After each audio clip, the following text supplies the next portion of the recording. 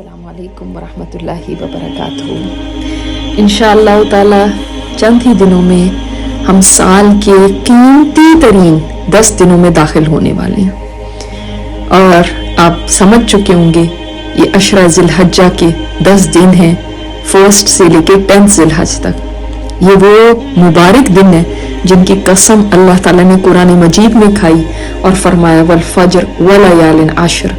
تو یہ 10 راتوں سے مراد علماء نے فرمایا یہی 10 دن ہیں جو پہلی ذی الحج سے لے کے 10 ذی الحج تک ہیں۔ یہ وہ مبارک دن ہیں جن میں کی گئی نیکی کا اجر رمضان کے دنوں میں کی گئی نیکیوں سے بھی زیادہ ہے، یعنی اللہ تعالیٰ کو اتنا محبوب ہے ہر نیک عمل ان دنوں میں جو آپ سال میں کسی وقت بھی کریں۔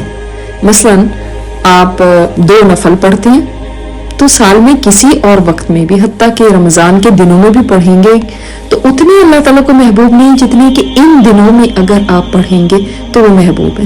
اسی طرح قرآن مجید کا آپ کا پڑھنا، آپ کا تکبیرات بلند کرنا، آپ کا استغفار کرنا، آپ کا صدقہ و خیرات کرنا، آپ کا زکوٰۃ ادا کرنا، کسی کی زکوٰۃ اگر رہ گئی ہے تو وہ ادا کر سکتا ہے۔ اسی طرح اور بھی جو بھی نیکی کے کام ہیں اللہ تعالیٰ ان دنوں میں ان کو بہت زیادہ پسند کرتا ہے۔ اللہ تعالیٰ کو بہت اچھے لگتے ہیں کہ آپ ان دنوں میں نیکی کے جو بھی کام کر سکتے ہیں وہ کریں، چاہے وہ نفلی روزے رکھنے کیوں نہ ہو، چاہے وہ اپنے قضا روزے پورے کرنے کیوں نہ ہو۔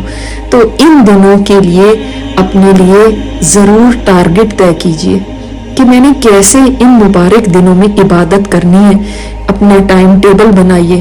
اللہ تعالیٰ بڑا ہی قدردان ہے، اللہ تعالیٰ انسان کے وقت کا، اس کی نیکی کا بہت اجر و ثواب دینے والا ہے۔ ہمیشہ یہ سمجھیے کہ آپ کا معاملہ ایک بڑی شان والی سخی ذات کے ساتھ ہے جو جب عطا کرتا ہے تو اتنا نوازتا ہے کہ انسان کے جھولی بھی چھوٹی پڑ جائے۔ آپ کو ایک حدیث بتاتی ہوں، مسند احمد کی ہے اور مجھے بہت ہی پسند ہے کہ آپ صلی اللہ علیہ وسلم مدینہ میں ایک دفعہ تھے اپنے چند صحابہ کرام کے ساتھ، تو آپ کھڑے تھے تو دور سے ایک سوار کو دیکھا جو اپنی اونٹنی کو بہت ہی تیز رفتاری سے دوڑا کے لا رہا تھا۔ نبی علیہ الصلوۃ والسلام نے اس کی یہ تیزی دیکھی تو فرمایا لگتا ہے یہ شخص تمہارے ہی پاس آ رہا ہے۔ وہ قریب آیا تو آپ صلی اللہ علیہ وسلم نے اس سے سوال پوچھا، اے سوار تم کہاں سے آ رہے ہو، کس سے ملنے آ رہے ہو؟ اس نے علاقے کا نام بتانے کی بجائے کہا میں اپنا گھر بار چھوڑ کے آ رہا ہوں، تجارت چھوڑ کے آ رہا ہوں، اپنی قوم قبیلے کو چھوڑ کے آ رہا ہوں۔ فرمایا ان سب کو تم نے کیوں چھوڑا، کس کے لیے چھوڑا؟ عرض کرتا ہے میں اس شخصیت سے ملنا چاہتا ہوں جس کا نام محمد ہے، جو اللہ کے سچے رسول ہیں۔ اس نے کبھی آپ صلی اللہ علیہ وسلم کو دیکھا نہیں ہوا تھا تو آپ نے فرمایا میں ہی محمد ہوں صلی اللہ علیہ وسلم۔ وہ سن کر بہت ہی خوش ہوا، اس کا دل باغ باغ ہو گیا، کہنے لگا میں اتنی دور سے آیا ہوں صرف ایک مقصد کے تحت، اور وہ مقصد یہ ہے کہ میں آپ سے یہ پوچھوں کہ میں جہنم سے کیسے بچ سکتا ہوں اور جنت میں کیسے داخل ہو سکتا ہوں۔ یعنی مجھے کوئی ایسا عمل بتا دیجئے کہ اللہ تعالیٰ مجھ سے راضی ہو جائے اور مجھے اپنے عذاب سے بچا لے اور مجھے جنت کا داخلہ دے دے۔ اس کے لیے وہ اتنا سفر کر کے آیا تھا۔ تو آپ صلی اللہ علیہ وسلم نے اس کو ارکان خمسہ بتائے، توحید، رسالت، نماز، روزہ، زکوٰۃ، حج کی تعلیم دی۔ اس نے یہ سب سن لیا اور سمجھ لیا تو بولا مجھے واپسی کی جلدی ہے تاکہ اپنی قوم کو جا کے بتاؤں کہ میں اللہ کے پیارے نبی سے مل کے آ رہا ہوں اور جنت میں داخلے کا نسخہ لے کر آ رہا ہوں۔ وہ واپسی کے لیے مڑا اور اس کی اونٹنی کا پاؤں ایک بل میں داخل ہوا، اونٹنی بدک گئی اور وہ شخص توازن برقرار نہ رکھ سکا اور اونٹنی سے گردن کے بل نیچے گرا جس سے وہ شہید ہو گیا۔ آپ صلی اللہ علیہ وسلم نے فرمایا اس کو اٹھا کر میرے پاس لاؤ۔ صحابہ اٹھا کے لائے۔ آپ صلی اللہ علیہ وسلم نے فرط محبت سے اپنا چہرہ اس کے قریب کیا کہ میں اس کو پیار کروں، مگر فوراً پھر آپ صلی اللہ علیہ وسلم پیچھے ہٹے۔ آپ صلی اللہ علیہ وسلم نے صحابہ سے پوچھا تم جانتے ہو کہ میں پیچھے کیوں ہٹا؟ عرض کیا ہم نہیں جانتے۔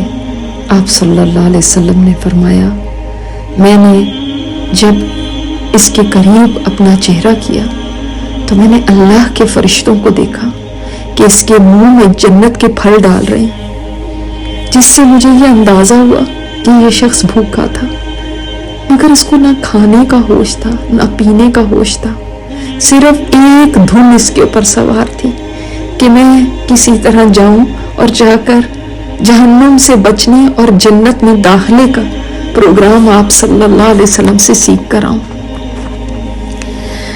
یہ شخص جو ہی اللہ کے ہاں پہنچا تو بے شک بھوکا تھا، پیاسا تھا، مگر اللہ تعالیٰ اتنا قدردان ہے، اس نے ایسی اس کی مہمان نوازی فرمائی کہ یہاں وہ دنیا سے کوچ کیا اور ذرا بھی دیر نہ لگی، ادھر فرشتے پہنچ گئے جنت کے میوے لے کے، جنت کے پھل لے کے۔ وہ ذات کتنی قدردان ہے جس کے ساتھ انسان کا معاملہ ہے۔ تو اس وقت کی قدر کیجئے، اس کو اللہ تعالیٰ کے لیے صرف کیجئے، جیسے وہ شخص اپنا گھر بار چھوڑ کر صرف ایک کام کے لیے نکلا تھا۔ اللہ تعالیٰ نے کتنی قدردانی کی۔ آپ اپنے گھروں میں بیٹھے ہوئے، اللہ کو راضی کرنے کا پروگرام آپ کے پاس موجود ہے، اس کی قدر کیجئے، اس کے اوپر عمل کیجئے۔ پتہ نہیں اللہ تعالیٰ چاہے تو ایک ایک آپ کے لمحے کو صدیوں پر پھیلا دے اجر کے لحاظ سے، اتنا اجر عطا فرمائے۔ وہ ایک ایک لمحے کا قدردان ہے، تو سستی نہ کیجیے۔ ابھی سے اپنے لیے یہ پروگرام طے کریں کہ کس طرح ہم نے ان 10 دنوں کو بہترین طور پہ استعمال کرنا ہے۔ اللہ تعالیٰ ہمیں اپنی اچھی عبادت کی توفیق عطا فرمائے۔ السلام علیکم ورحمۃ اللہ وبرکاتہ۔